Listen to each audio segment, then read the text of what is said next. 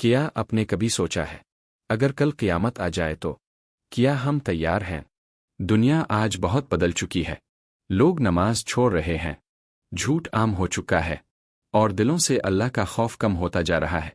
نبی کریم نے قیامت سے پہلے آنے والی کئی نشانیاں بیان فرمائی تھی، اور حیران کن بات یہ ہے ان میں سے بہت سی نشانیاں آج ہمارے سامنے پوری ہوتی نظر آ رہی ہے۔ آج کی اس ویڈیو میں ہم قیامت سے پہلے آنے والی 7 خطرناک نشانیوں کے بارے میں بات کریں گے جو ہر مسلمان کے دل کو ہلا دیتی ہے۔ 1 وقت کا بہت تیزی سے گزرنا۔ نبی کریم نے فرمایا تھا کہ قیامت کے قریب وقت میں برکت ختم ہو جائے گی۔ آج ہم دیکھتے ہیں دن بہت جلدی گزر جاتا ہے، مہینہ کب ختم ہوتا ہے پتہ ہی نہیں چلتا۔ لوگ کہتے ہیں ابھی تو رمضان آیا تھا، دوبارہ آ گیا۔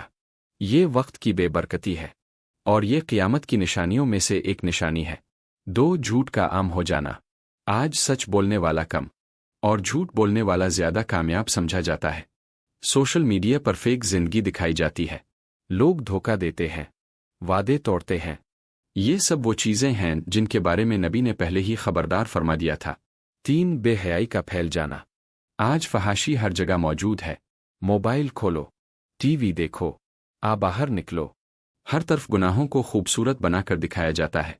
لوگ گناہ کرتے ہوئے شرم محسوس نہیں کرتے، اور یہی وہ وقت ہے جس کے بارے میں حدیث میں آیا کہ جب بے حیائی عام ہو جائے تو اللہ کا عذاب قریب آ جاتا ہے۔ 4 مسجدیں خوبصورت مگر نمازی کم۔ آج بڑی بڑی مسجدیں بن رہی ہیں، لیکن فجر کی نماز میں صفیں خالی ہوتی ہیں۔ لوگ دنیا کے لیے وقت نکالتے ہیں، مگر اللہ کے لیے نہیں۔ یہ بھی قیامت کی نشانیوں میں شامل ہے۔ 5 قتل و فساد کا بڑھ جانا۔ آج دنیا میں جنگیں، نفرتیں اور قتل عام بڑھتا جا رہا ہے۔ کئی لوگ بغیر کسی وجہ کے مارے جا رہے ہیں۔ حدیث میں آیا ہے کہ ایک وقت آئے گا قاتل کو بھی پتہ نہیں ہوگا کیوں قتل کیا، اور مقتول کو بھی نہیں معلوم ہوگا کیوں مارا گیا۔ سوچے، کیا آج ایسا نہیں ہو رہا؟ 6 دولت کی دوڑ۔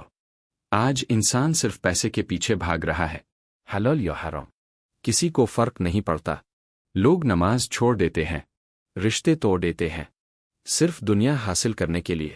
لیکن یاد رکھو، قبر میں نہ دولت جائے گی، نہ گاڑی، نہ شہرت، صرف اعمال ساتھ جائے گے۔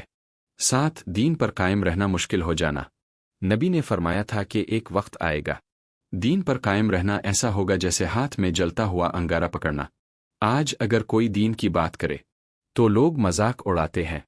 نماز پڑھنے والے کو اولڈ فیشن کہا جاتا ہے، لیکن یاد رکھو، اللہ کے نزدیک عزت صرف تقوی میں ہے۔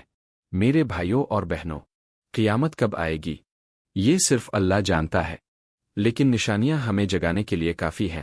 ابھی بھی وقت ہے۔